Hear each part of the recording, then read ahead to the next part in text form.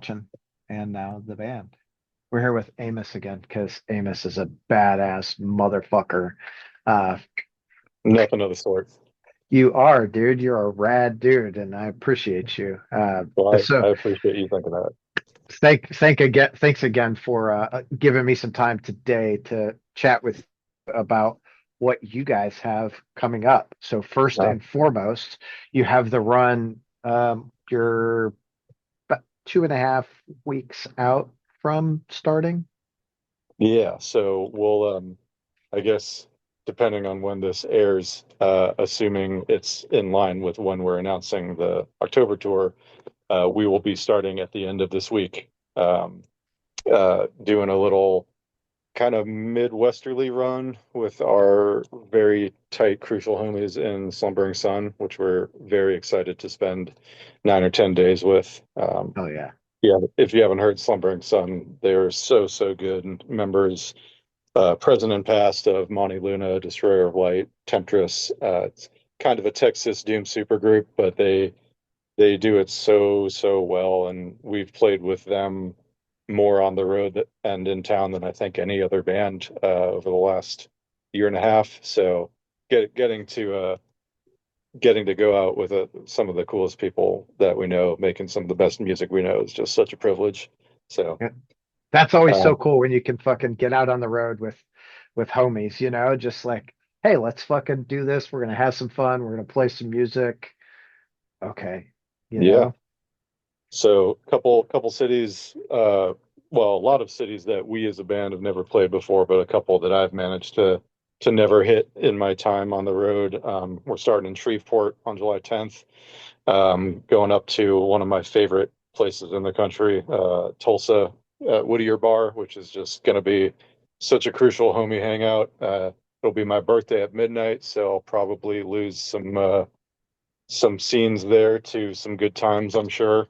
Uh, and then we go up to play Lawrence, Kansas at the Bottleneck on my birthday proper on the 12th, and then cruise through Omaha, which I've never actually played in. Closest I got was Lincoln, and you know, Nebraska doesn't get a lot of love, but they have some really cool places and some cool people doing cool stuff there. So I'm Yeah. excited to get up there, and then from there we head up to Davenport in Iowa. The kind of Quad Cities area. I'm looking forward to that. Playing the Raccoon Motel, which is a really sweet spot, and their treat bands really well up there. So stoked about that. And then another one of my favorite stomping grounds up to Indianapolis. My State return Street. after like 9 years to State Street Pub, which is the first place I played in town. So I'm really excited to play there again. And then we come back to Nashville at the end, which is a spot that's pretty cool, even though the development around it has kind of eclipsed the cool thing happening in the dive bar in that area. Yeah. And then we go to the reason for the season. We're playing Nashville Doomed and Stoned in Asheville, North Carolina on Friday the 17th, playing with some killer bands. Unfortunately, since Slumbering Sun played that event last year, they're parting ways with us for that one to go to Knoxville and play a solo date. But get to play with Duel, get to play with our friends in Order of the Owl, and all of those bands plus Slumbering Sun and more are playing uh, our tour closeout show in Atlanta Saturday the 18th at our home space at Bog Social, and that's effectively uh, going to be our production company's 12th anniversary show. We're calling it Doomsday for obvious reasons, but yeah, 12 years of putting on gigs in this town, so something to celebrate. Hell yeah. 12 years is a long time. I mean, I think most You know, you businesses, can see how long it's been in my beard. yes. Yeah. Mine, mine is my daughter. That'll do it. Um, yeah, but I mean, 12 years, especially for a production company, it's such a long time. Like I would say it's probably right in line with bands. Most bands don't make it beyond like 4 or 5 years. Yeah, I mean it's something we've kind of had to evolve and adapt, and what started as just me quickly became more of a collective thing, where we started to see some people around us, folks who play in bands, folks that come to shows that either reached out about getting involved, or I hit them up saying like, hey, I see you caring an awful lot about this. And frankly, that's the first step to doing something like this. If you want to get more involved in something like this, that'd be really cool. And some people have come and gone. Some people have come and stayed. Our singer Van in Insomniac, he is effectively my partner and number one man with the plan, Van. And he uh, he's basically what allows everything to keep going on a daily basis now that I've effectively moved on to doing booking agent work as my day job instead of just running the local stuff. So yeah, it's kind of, I don't know if it's a sign of stupidity or longevity or both, that we're still doing this, but it's cool to be in a position to keep giving back even even when a lot of the people in the world just want to take. But Yeah. you know, so if we don't do this, who's going to? That's, it's, I think that is such an underused statement. It, obviously, I mean, I don't get paid doing this shit. Yeah, I just do it because I fucking, like, I love it, dude. I love chatting yeah, with people about music. yeah. You care and you found something that was like cool to do that can help, scratch that itch for you, but also help further other people trying to Yeah, do the same cool stuff. And really, that's what it's all about. We talked last time. This is a community, and it's a lot smaller than we give it credit for. As evidenced as the more you go out, the more you see how small it is, and you run into the same people, and you run into, oh, so and so. Wow, that's crazy. yeah. Uh, so Every conversation is like that. It's like you start talking, you go, "Oh, what about this band? Oh yeah, I know, blah blah." Like, "Oh, you do? Holy fuck!" yeah, Like right. that's cool, you know. Um, who did I just talk to? I was just talking with Joe from Junius, and we had a couple of bands like popped up, and it was like, "Oh yeah, I know them. Oh yeah, what about this album? Or what about this person?" I was like, "Oh, fucking so weird, and so small." Um, it's good though. This is why we do what we do, so we can make sure we're all connected and going after, attacking the same goal. Like we want to live, we want to play music, and we want to feel connected. Yeah, Yes. yeah, and a lot of people that are band types, I noticed you kind of get into the booking game every now and then. Hell, everybody at our agency, our booking agency, started as a musician basically, and whether they're still getting in bands or not, they still have that same mindset where they know how to treat someone who has to be living on the road, and they know how to look out for their needs. So Yeah. Which is, I think it's such an important thing. And, most bands know, or I think any band that has been on the road for any length of time and hitting some of the same places multiple times, they know, oh, when I go to this city, I want to be at this place because we're going to be taken care of. They're going to feed us. They're going to, give us a place to stay or do whatever. And I think it's an underutilized opportunity for a lot of venues. Like, oh, here's your couple or few $100. Fuck off. No, dude. yeah, you remember the places that go above and beyond, the Yeah, spots that maybe let bands crash overnight and save them on hotels, the spots that hook up like a pizza or two or a couple pitchers, or just, go out of their way to make you feel really welcome and an important part of the scene. So that's what keeps you coming back. for sure. What's so what like is Tulsa that spot for you?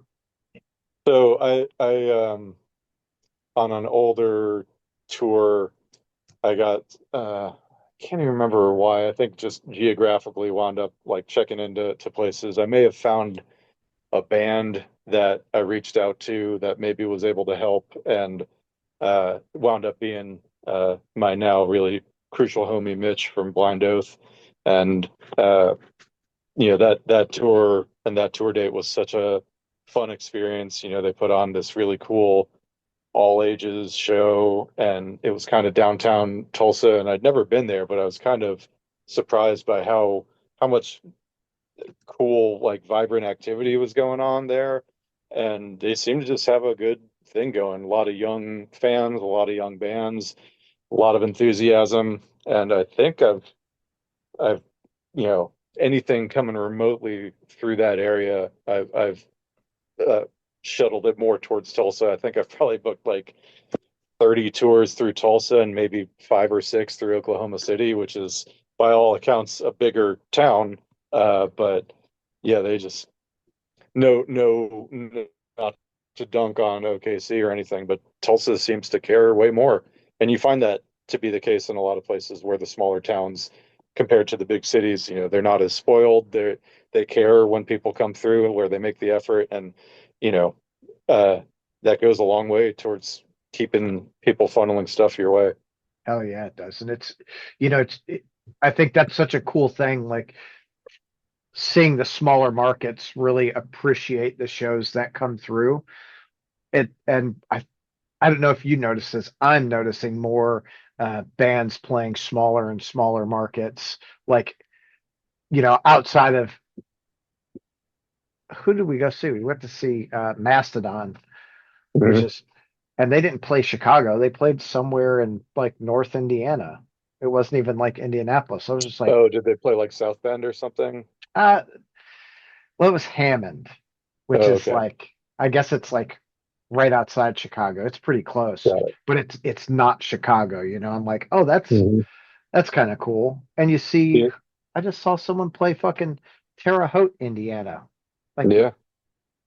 I mean, sometimes it's a numbers game. Sometimes like you have to miss major markets on tour because you're planning on going through the big markets with a larger tour later, or but also it makes a lot of sense to not to quantify them as such, but they call them B markets, yeah, as opposed to like a Brooklyn or Chicago or whatever. Um, if you don't play those so-called B markets, you may not be able to fill the rooms in the A markets because say you go play, I don't know, Davenport, Iowa, uh, and have a great show and get a bunch of fans, and then well, hell, maybe those people will come to, I don't know, Indianapolis, maybe they'll come to Des Moines, maybe they'll come to Chicago, if they think you're cool enough, yeah, if you show up in a smaller place and rock just as hard and give them the same show, they're going to be like, wow, I can't believe this band that I've been listening to forever came to my town, my small town, and put on such an amazing show and made me feel like I mattered. And now that inspires me to go catch them and tell other people, that I know care about this kind of stuff that they should too. It's that kind of organic grassroots approach to building your audience and your fan base. So you never want to forget about the so-called little towns, the little right. markets, the little people, not Yeah, I little think, people, but yeah, I know what you mean though, but I feel like so many bands are so focused on social media now. And yes, there is a place for it, but social media, I don't think will ever replace going out and doing the grind. yeah. You'll have some peaks with it. Like Crowbar is seeing right now via like I think TikTok. There people are like, oh my God. And it's so weird to see these kids that are maybe not quite old enough to drink or just barely old enough to drink like at these shows. Hmm. I'm like, holy fuck. I'm Yeah, into it, yeah, exactly. but I you remember, when I was coming up and finally was in my early to mid 20s and having been in a scene that had a lot of all ages options, uh, kind of seeing this void after my so-called generation came up and was starting to be uh, active in all the bands, and we were kind of seeing this gap in younger kids coming behind us, and it had a lot to do with most of those all ages places shutting down. They didn't have the opportunities to go be a part of the scene, and it showed. There Yeah. wasn't another wave of folks to follow, at least not immediately. And then later you find out, well, these all ages spots are now actually in the suburbs now, and because I'm in the city, I'm not aware of it. And you go with a band and play out there, and it's just packed with all these kids you've never seen before because they can't come support you at the bars you're playing, or they don't have a ride downtown, or whatever. But then they graduate high school, they graduate college, they move to the city, and they start their own bands, and they start their own clubs, and they start doing their own stuff and building their own communities. So, uh, world keeps Yeah, turning, right? it does. It definitely does. And it's cool to see that it's cool to see the younger kids going to shows.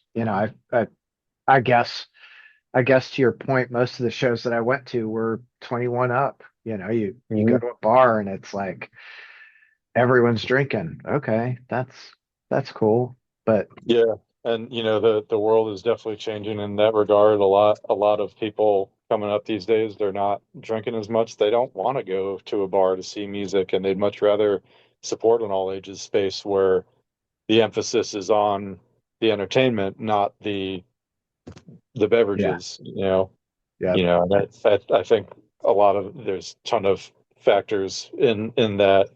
The rise of weed culture, in legal states and otherwise. Just people don't want to get drunk like they used to. I get it, right. even Well, if no, there's a million reasons to these days. yeah, Uh, it's not necessarily for me, but uh, bars rely on that, and a lot of places that their business models were just like, hey, I'm a bar, come drink, and hoping that shows will draw those crowds in. Hell, I'm well aware that I got my foot in the door on the booking scene within the punk and metal community here because people took one look at the crowd I was bringing. They're like, oh my God, these people are drinking for two, you know, yeah, just because of the metalheads and the punk rockers, you know, yeah. they, they knock it back a little bit harder than the indie crowd or what have you. But That is, even yeah, that's changing from 12 years ago. The bar numbers aren't reflecting that people want to drink as much. So, you see a lot of places that are successful catering to uh, people that don't want to drink. You see, THC drinks moving in. You see mocktails coming up or NA yeah. options. Uh, so that's good. You got So you gotta you are gotta you, make adjustments. are you guys able? Do you guys serve THC drinks where you're at? I think there's a couple, yeah. So, Georgia's weed laws are super weird. So probably at this point it's still CBD to some extent, but I don't even know if that's still the case because of uh, whatever anti-hemp law that was snuck into whatever big yeah. thing. So Well, like here, you can go to a liquor store and buy THC drinks. You can't go to a bar and get one, right, right? And yeah, it's weird, and every state's different still. So yeah, I thought it was cool to like we were in who did I go see? Oh, I went to go see like Entheos and Tracheotomy in Nashville. uh, Where were we at? We were at the basement maybe, yeah. and they were serving THC drinks. I'm like, that's cool. I'd much rather see someone throw down six THC drinks than fucking six shot of Jack or whatever. Hell, Um, you might wind up with the same result. Some guy face down in the gutter. well, face down in the gutter or like pissing on people. Uh, Uh, yeah, you know, so fair. whatever. I mean, I was probably the rowdy drunk. Oh yeah, same. I was a heavy drinker in my early days, probably more so before I turned 21 than anything. And then probably after like 23 or something, I kind of changed teams to Team Pothead and went down that road for a while. Now I'm trying to reel that back into. So are you not smoking right now? I think I saw something that said you're Yeah, taking a break. it'll be about 4 weeks by the end of this week, which is a long time by my standards, but it was a good time to take a break, and focus on other stuff and have a little more of a clear head. That bong resin builds up pretty quick in your brain. So Yeah. Yes. time to dry out a little bit. I'm Yeah. hoping to make it to when we leave for tour, so that'll be about almost 7 weeks. Um, so yeah, I think it'll be 6 weeks, but I think by then I'll have made my point, and hopefully I can dip my toes in the water without drowning again. Yeah, that is fair. I mean, that's good that you like recognize that and go, okay, I'm gonna like take a break. I mean, it's Yeah. I think that is such a hard thing when you're used to like drinking every day, right? You can't just go, yeah, Mhm. hey, Exactly. And there were a couple years, not last year, but the 2 years before, I'd been kind of trying to meter down a little bit and take 1 week off a month, and then the following year it was on and off every 2 weeks, which made it a lot easier to put down. And then, assuming I'd learned my lesson, I kind of went full speed ahead again last year, to the point where when I got back from, uh, hell, it was like almost 100 days on the road by the time we hit May. Uh, I needed to dry out a little bit and just get my shit together and be able to make sure I wasn't being slowed down productivity wise for work or life, or you know you realize you're kind of viewing life through the filter of that recreational yeah, use, and figured it might be good to not operate with that filter on for a second. yeah. I think it's almost like a new perspective. Like, okay, Mhm. let's put that shit away. Okay, And I, especially for something like weed that I'm trying to get back to having a little more reverence in my relationship with it. Treat it more like a spiritual plant, like a medicinal tool, and less like a crutch instead of smoking a cigarette or chugging a beer. Which you know yeah. you saw me at Legalize. I was going toe to toe with whoever was game, and you missed the biggest one that I brought for the post game. I think it was like a Oh, it wow, was the eighth it was wonder of like the world. yeah, it was like a five Yeah, gram joint that was infused, and we all like crushed it before bed after the show, and we were all loopy as shit from that. But uh, there's no infamy gained in being able to outsmoke whoever. So time to hang it up for a second, and then it's nice knowing I can always go see it if I need to. that's the truth. It's right there. It's not going anywhere. It'll always Yeah, be around. literally right there. Yeah. So you guys are out on the road for 9 or 10 days with Slumbering Sun. Yeah. Then you're home busting your Yeah. balls, doing everything else. Yeah, I actually am not home for long. I'm home for like 2 weeks, and then my other band, Deceased, goes to Europe for a little string of fests, gone for about another 10 days, and then get back mid-August, and then Insomniac goes out solo for a little over 2 weeks. We've got a couple festivals that we are linking up around. Trying to pull up the image so I'm not misquoting. So, a couple of these have already been announced. We are really excited to be on the inaugural In the Key of Doom Fest in Brooklyn that's taking place October 2nd and 3rd. Um, I've got a couple of my tours are routing around that. This Greenleaf tour that announced a few weeks ago with Howling Giant and High Desert Queen. Yeah. That's the end of that run. Um, Crystal Spiders are also going up to that one. Obviously, we are as well. We're excited as heck to play with Bong Ripper and Glacier and a slew of other bands on our night. Oh, We I were just saw hoping Glacier for the first time in July last year. it's pretty sick. They're fucking great, dude. Yeah, Yes. it's going to be such a cool night, and we're playing on the Meadows in Brooklyn, which is a really fun spot. And Gavin, who is the brains behind this fest, has done a really incredible job of making a really big splash in a scene that you kind of got to work hard to keep up with the contemporaries when you've got all these other incredible fests going on, Ripple Fest, you name it, all over. Um, hell, what was the Cosmic Sonic Rendezvous that was just up in New York last month with TP Records and all that stuff. They did a really cool one. Dead Meadow played. We talked last time about Mojave Yeah. Experience and that cool thing going on out in the desert. So yeah, that we were heading out by ourselves, but I've got three tours that are kind of dancing around each other, uh, trying to avoid stepping on each other, but also converging on the same fests.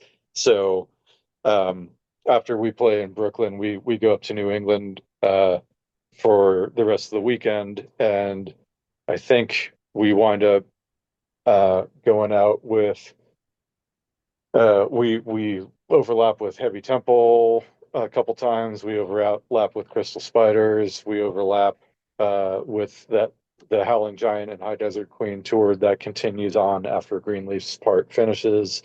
We're going up to Maine for the first time as a band, which is really, really exciting for us as a bunch of nature nerds. I'd only been to Maine once before this year, and it was just for a less than 24 hours. It came in for a show in Portland and drove back.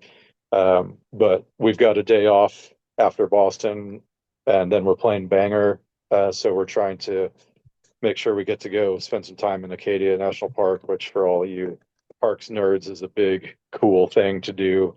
And then we go back to Portland, got to play Providence. I haven't played Providence in probably 20 years. And then playing outside of Philly on a show that Today is the Day just got added to, which is going to be really cool. Um, Here's looking at you, Steve. hey, see you there, buddy. Um, we the second fest of the run is this really cool thing called the Joint Jam in Saratoga Springs.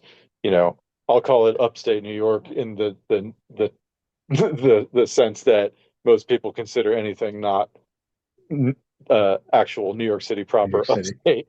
Uh, but I know I'll hear about it by calling it. But yeah, Saratoga Springs, Joint Jam, us, Howling Giant, High Desert Queen, and a slew of other cool bands. Um, hell, at the risk of not misquoting who the person is behind it, I want to make sure uh, I know um, which guy is behind it. Oh, it's the guy from Gozer. Thank you. I almost said Gozu, and that would have been wrong. But yeah, um, Nick from Gozer is putting this one together, and he's got a really cool thing in mind where they're kind of, he called it Joint Jam, and he apparently is a massage therapist as well. So like they're going to be doing like some physical therapy on people and like teaching folks about like how to take care of their bodies, and they're also going to be blasting it apart with loud voluminous riffs. So kind of getting both sides of the coin with that one. And then we both continue on west, ultimately culminating in Wisconsin, Doomed and Stoned, brought to you by Tom, the Tom and Tom, as I call them, but Tom Jordan from 20 Watt Tombstone is helping put that one together, and that's going to be a really cool way for us both to end our tours. I didn't know that they had a festival, I guess a doomed festival in Wisconsin. That's pretty fucking cool. Yeah, so they, Crystal Spiders is going out to uh, with Heavy Temple, and they're gonna finish their run at Grand Rapids Doomfest. But With good old Jason. yeah, exactly. Who I know you've probably talked to. Um, I know who he is. He just him and Sean Brooks Huffer yeah, yeah, just started a label, Space Ghost Records. hell yeah, coast to coast, baby. Yeah. Um, I think Wisconsin Doomed and Stoned has happened at least once before. I know they did 2025. I don't Okay. exactly know how deep that history goes, but not the first time for sure, and Right. surely not the last time. Tom's a lifer, and you know, can't help but give back to his scene for sure. I know the Right. feeling. Looks like the Yeah. first one maybe was in 2019, so they've been doing it a minute. Okay. That's cool. Yeah. It's neat to see, obviously, like learning about new things, but seeing all the people that are willing to put time and energy into let's get bands here, let's do something for them so we can have so we can have the experience. I mean, Yeah, goes back to that whole community building thing we were talking yeah, about. yeah, I mean, I think Sean just announced 7 more bands for Yeah, Hufferfest, which saw is a couple friends on there. The buddies in Mother Tomb from Northern Michigan. yep. Saw another community builder, Shane from Midwest Doom Coalition. His band, They Watch Us from the Moon, got added. That's shaping up to be a really cool lineup. Yeah, So yeah, Lungburner's on that. Fucking love the those ATL dudes. boys. Hmm. Yep. Of course, florist and crop. So I'm Yeah, like, can we get a florist crop and fucking Lungburner run out to Denver? Like that would be so that would rad. be amazing. Like I'm like, I'll do merch. I swear to God, I'll do merch for all Right. the bands. I don't give a fuck. To see that, three of my favorite bands every fucking night, I'm into it. Yeah, man. Florist was on Legalized, right? I don't think they were on our day, so I think we missed them maybe. Flores played Thursday with Right, right. Lordship, Blessed Black, That's right. and That's right. Winners. Yep. Yeah, I was sorry to miss that, but it seemed like it was a good time all weekend. You know how it is when you play the last day of a fest, you're just hopeful people still have something in the tank for you, and Yeah. they definitely did. So, Yeah. again, shout out to Braun and Josh and all those folks who helped make that one awesome. Yeah. I mean, this was the third year for Legalize, and it was, I liked it. I liked it best this year because I feel like the previous years, like utilizing both stages, it gets to be too much. Yeah, yeah. I mean, and logistically, it's an awful lot to to deal with, the multi-stage thing, and it does offer a lot of upside with being able to fit in more bands, but you ask a lot more of the people attending the fest. You give them more to experience, but you don't give them time to regroup before, the next band's on, and you might find some people tapping out by the time the headliner comes on. Oh Um, yeah. and hell, God forbid you have a technical difficulty and like one band goes on late and then all of a sudden both stages are going on at the same time. Yeah. Like, Which, yeah. But yeah. yeah, most places that are doing multi-stage events like have a really good group of teams running them and make sure that nothing like that happens. So Yeah. at least in I, theory. I think, uh, maybe, maybe year one, there was one issue and everyone stayed pretty like on with their times, which is, it's fucking unheard of. Yeah. Right. Yeah, Like, it's like a miracle. and the only issue they had even year one was I think Blessed Black had an issue with the head and they had this, or someone else had an issue with the head and they took Blessed Blacks or something. I don't remember. Hi, wife. Hi. Bold of you to assume that was my wife. That is true. The kiss kind of seals it, but whatever. Yeah. Um, so on on that like fall run, what town are you most looking forward to hitting? Well, it's gonna be one you would probably never expect, but we're going up to Traverse City, Michigan, which is like Upper Mitten. It's Um, fucking right here. already, and Yeah. as a bit of a aspiring nature nerd, I'm really really fascinated with Upper Michigan just because I know it's like a landscape that's not really anything you find down here, at Anywhere. least in the Right. southeast, or even anywhere in the rest of the Midwest, which, you know, big shout out to the Midwest. There's way more incredible landscapes and scenery than anybody gives credit for when they visualize the flat ass drive across Kansas. But how, some of Wisconsin, some of I mean, hell, even in Ohio, they got Cuyahoga Valley National Oh Park, which is yeah, incredible. But I'm really excited. We're playing Grand Rapids and Traverse City back to back, so we'll be kind of on the western side of the mission, the mitten. Not able to get up to the UP like I was hoping, but one day, because I'm really fascinated by all the stuff. The Sleeping Bear Dunes up there, Apostle Islands over in Wisconsin. dude. Pictured All rocks, yeah, fucking. Pictured Rocks. Oh yeah, Mackinac Island, which Mackinac. I love that you call it Mackinac. right.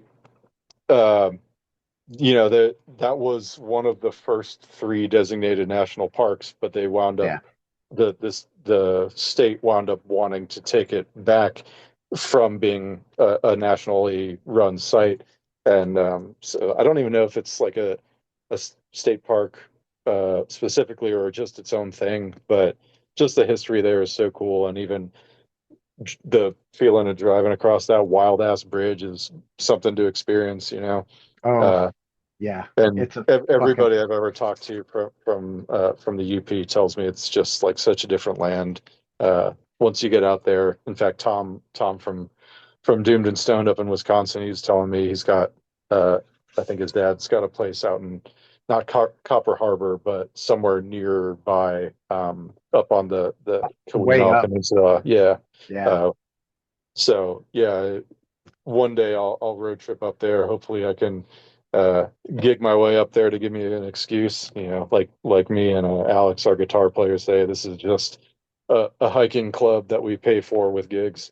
Hell yeah. Yeah. I mean, that's a good way to look at it. So my wife and I, we got married in the Upper Peninsula. Oh yeah, My where at? right outside of St. Ignace. So St. Ignace is like where you go to Mackinac Island. Yeah, Uh, yeah. her parents have a house and some acreage in Hessel. So we did like the destination wedding and invited Oh everyone yeah. up. I know. And So uh close. it was fucking rad, dude. Man, that's so cool.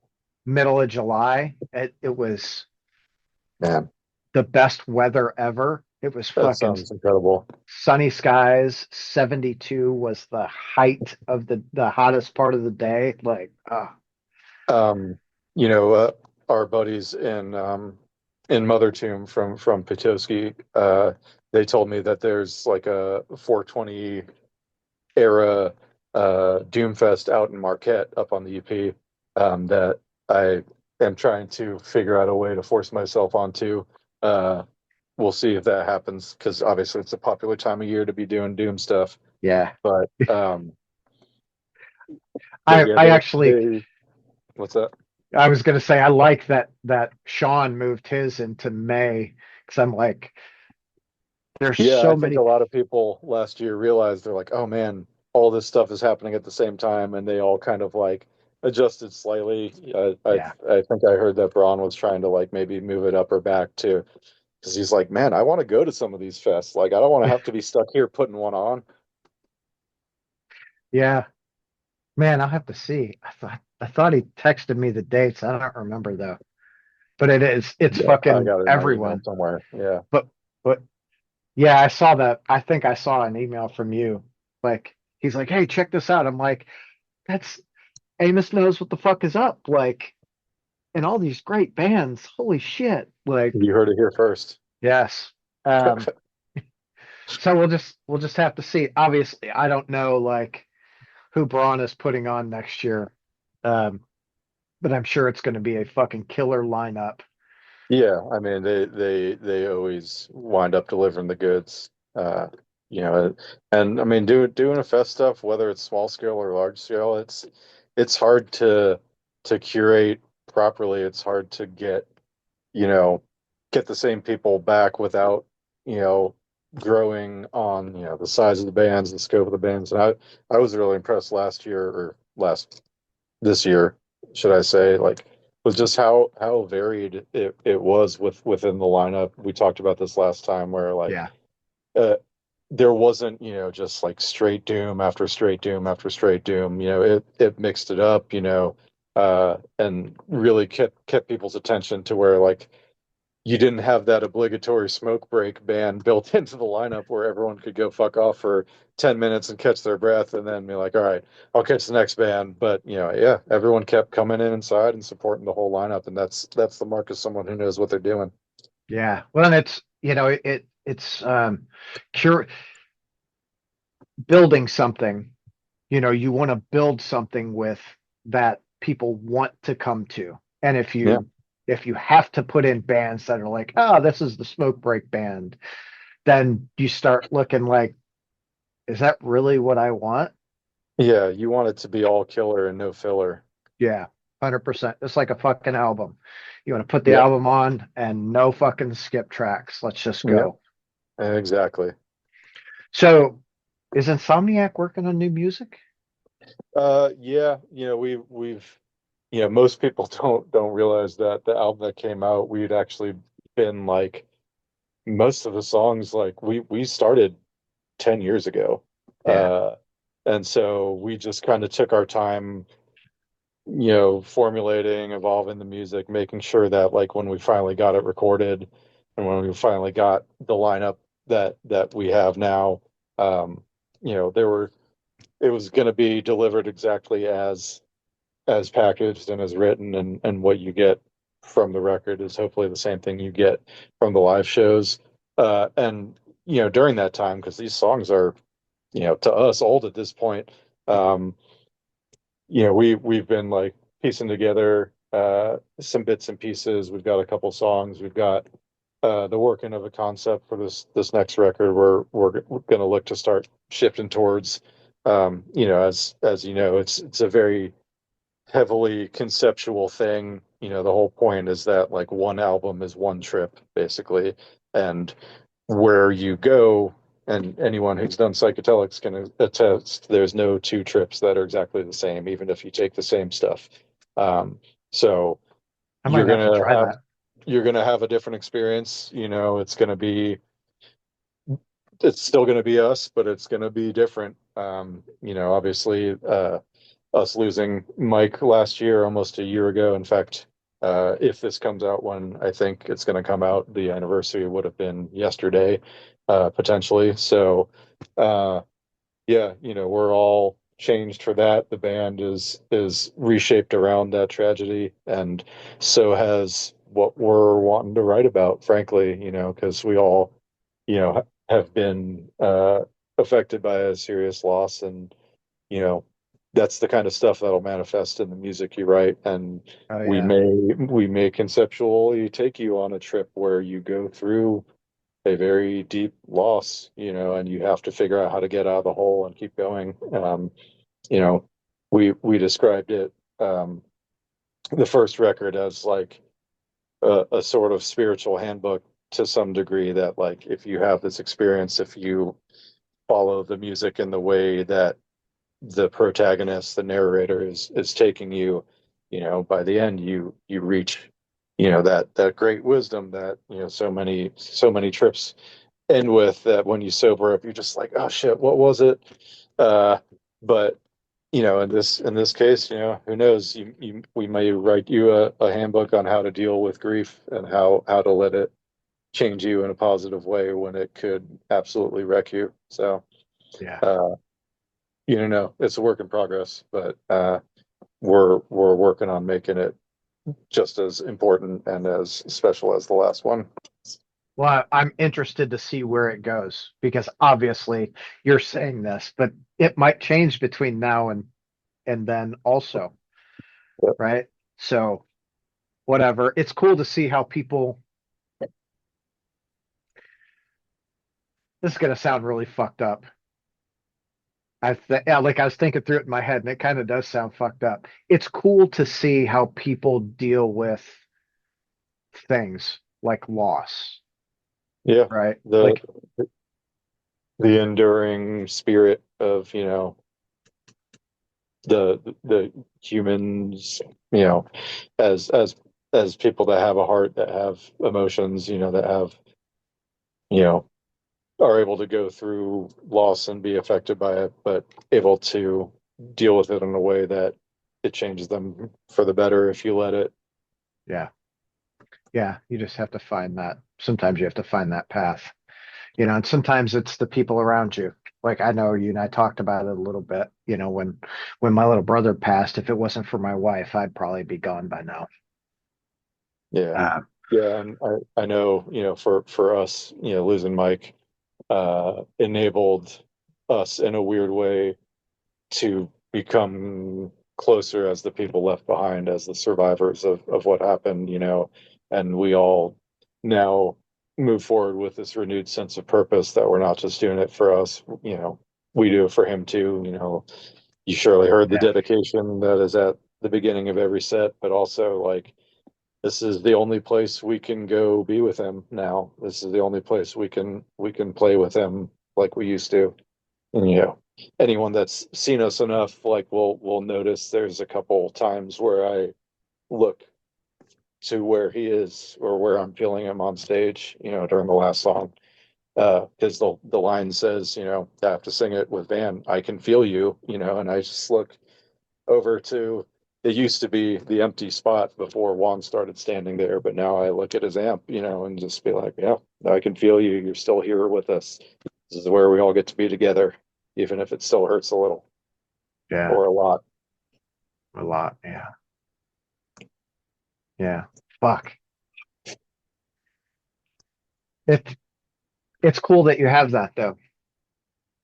Yeah, I don't know if you were connected into this necessarily, but last year, the Atlanta music scene kind of experienced three mm, deaths of no small importance to the scene. The first one was Zach from Monkey passing away on May 6th, and then Mike 2 months later, and then Brent Hines a couple Yeah, months after that. So it's just bam, bam, bam, all in a row, and it felt like there wasn't anybody that wasn't affected by one of those three. And in the case of Bog Monkey, Zach was kind of the main dude. He was the songwriter, he was the band dad, and they aren't able to continue in the same way that we were able to. And you think about that, like what if this whole project went away after that? How much yeah, different would your life look? And we're all, I know we're all really grateful to be able to still keep going. I mean, hell, we were on stage playing Ripple Fest like less than 7 weeks after it happened, in no small part thanks to Van, our singer at the time, picking up all of Mike's guitar parts and becoming a guitar player singer. I mean, he was always a guitarist, and this was the only band that he'd just done vocals in. But yeah, I mean, if he hadn't worked so hard to make sure we could keep going, who knows if we would have been able to, would you have been right. able to find that perfect missing piece in that short of a time? I mean, this was, weeks before our album dropped, so the train had already kind of left the station, and the fact that we could, you know, couple the cars to it and let it go down the road too, um, is a big deal, and definitely helped us all heal short term and hopefully long term from it, that we can keep going. Yeah, it's weird to think about, like there's all those what ifs. Like everything kind of has to be perfect to keep moving. Yeah, and no one really ever wants to think about what if I couldn't do this, or what if this went away. Yeah, It almost doesn't serve anything to have those kind of thoughts, like, oh, what if my life was so different, that I couldn't play music, I couldn't, hell, what if I was paralyzed, what if like I had a stroke and had to, like completely change my life, assuming I lived through it. Hell, nobody's trying to actively ask that, you know, but no, hell, uh there's a very important you know Buddhist meditation that starts with, because there's no guarantee that I won't die today, I must seek enlightenment now so that I can help all living beings.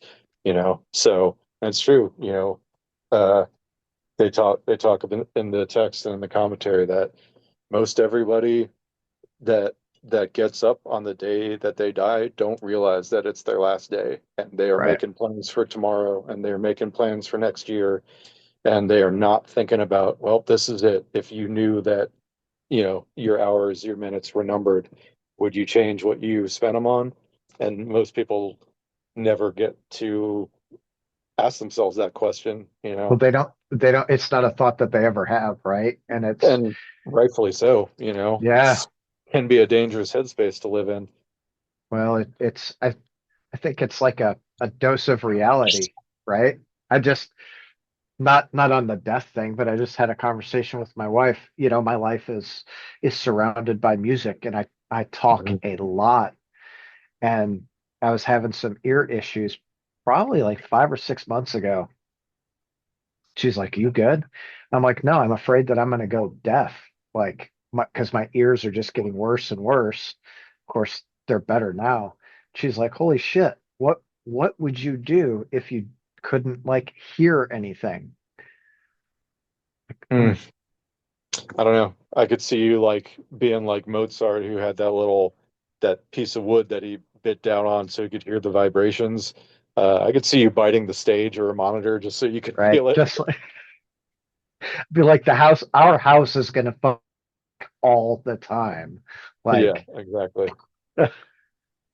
Yeah, I I just, mean, I talked to you a little bit about this yesterday, just like having these crazy like back problems flare up right now, and like having to be laid out flat on the ground, not able to like do anything. And I'm just like, Jesus, I have to get into a van in less than 20 days. And like, am I even going to be able to sit comfortably without pain? Am I going to be able to play drums without hurting myself? Am I going to be able to move my drums? Hell, like if I right, can't, like, can I even rely on, my other bandmates who have so much of their own stuff to deal with? Like, do I become a burden to them if I can't get my own shit together physically? And like, that's kind of a scary thing to be sitting on. Like, wow, what if this thing doesn't go away and I need to adjust my life and let go of stuff that currently fuels me and feeds my desire to keep going? Like,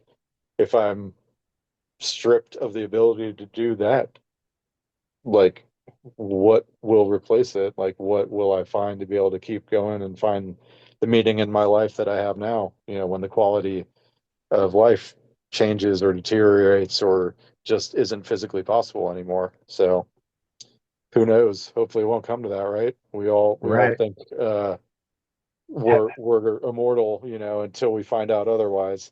Well, and it's such a hard reality.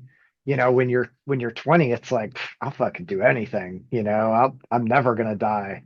Right? Oh yeah. Or my thought was, I'm not gonna live past 20, and then I'm not gonna live past 30, and then I'm not gonna live past 40, and here I am fucking 50, and I'm just like, Yeah. how the fuck did I make it this far? One step at a time. That's it, you know. But I think I would hope for you that if hopefully it doesn't come to that, right? You can keep fucking playing music, doing your thing. But Yeah, if knock on not, wood. you become a fucking teacher.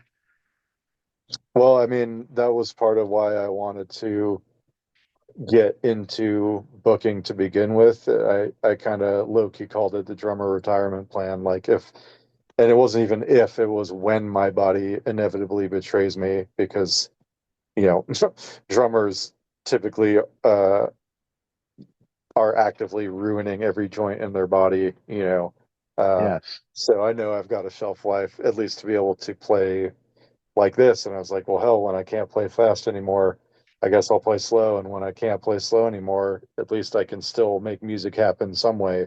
Uh, one hopes. Yeah. Have Not that like shooting a bunch of emails out has the same effect as like getting behind a drum kit, but at least it does something. yeah. Yeah. It's totally different vibe, but at least it's something for sure. Yeah, I don't think any of us can afford to do nothing. No, we don't. Not in America, dude. Not in America.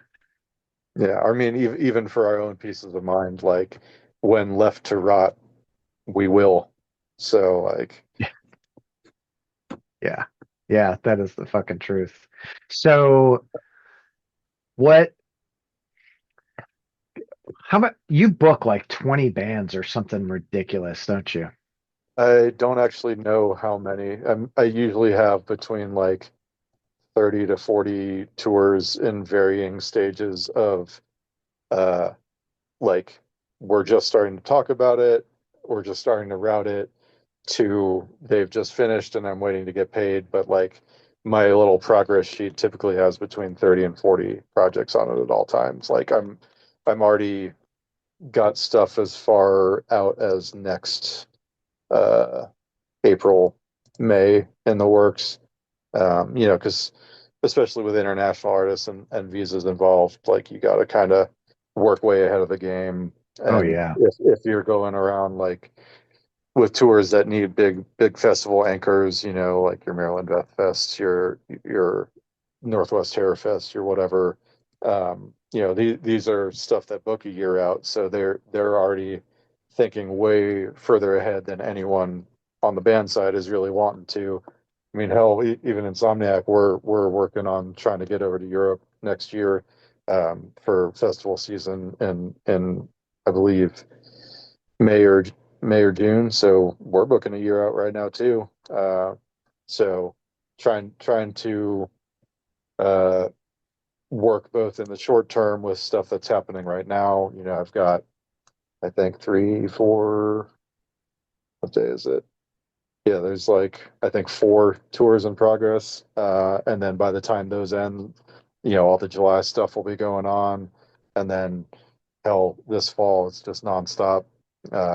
Tons of tours around Ripple Fest. We've already announced the Greenleaf and the Cal runs and the Dirty Sound Magnet and Gran Moreno and uh, yeah, I mean the industry just keeps chugging along despite Yeah. how wounded it is with the economy. Uh, That's yeah, it's I feel like it should be more prominent now for bands because people are looking for that escape.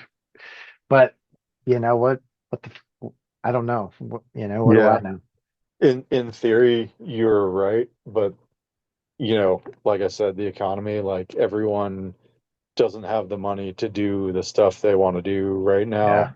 Yeah. And I'll tell you, an unintended consequence of the pandemic was that a lot of real diehard people that were like, I can't live without this stuff, they Realize learned they how to could. live without it. And Yeah. not just did they learn how to live without it, but they realized that the second you got to tighten your belt, this is something you can put down because you Yeah. have to. You can't afford, if you can't afford three, four shows a week, you might scale it back to one. And I remember, pre-pandemic, there were people that I saw out every night. I mean, me and Van were running a club at a in East Atlanta, and we did 6 nights of shows a week, and sometimes seven. And him and I ran every single show between the two of us, and I would see people there like three, four, sometimes 5 nights a week. And then coming out of the pandemic, might see him once a week, might see him once a month, might not see him at all, you know? And it really kind of took that heart and soul away from us. And like I said, we learned to live without it. And now you realize you can. And it gets Yeah. easier to put it down, just like practicing quitting weed. Yeah. I don't know. I mean, yes, I'm with you. I think that the pandemic was bad for that. It's also bad. I feel like it's been really bad for pre-sales. Not near as many people are buying shit prior to day of, which is That causing is issues with 100% tours. true. And not just that, but um, something I can tell you from behind the curtain of the promoter side is that like the fees have a lot to do with that, ticketing fees. Yeah.